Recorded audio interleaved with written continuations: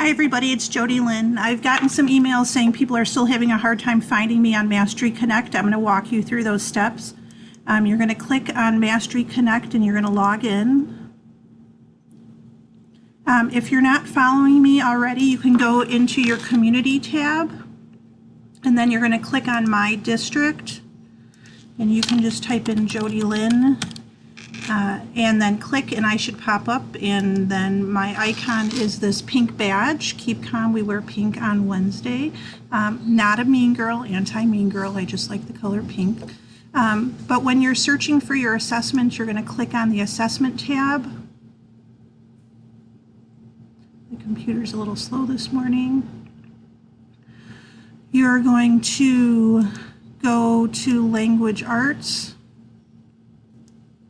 Created by, and you can search filter by your class. So your grade level, let's say we're looking for something from 6th grade. And then you want to filter by teachers I'm following.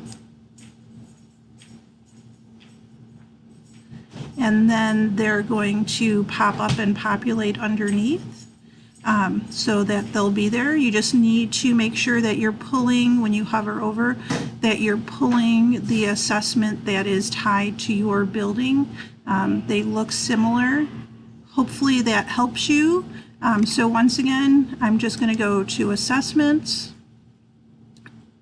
filter by Language Arts.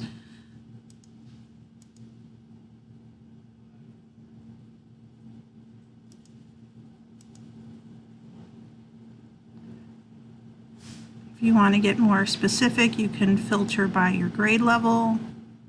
So we can do 8th grade now. And then you want to filter by who it's created by. And once again, if you're following me, you can do by teachers I'm following right there. And then all those assessments will load under here.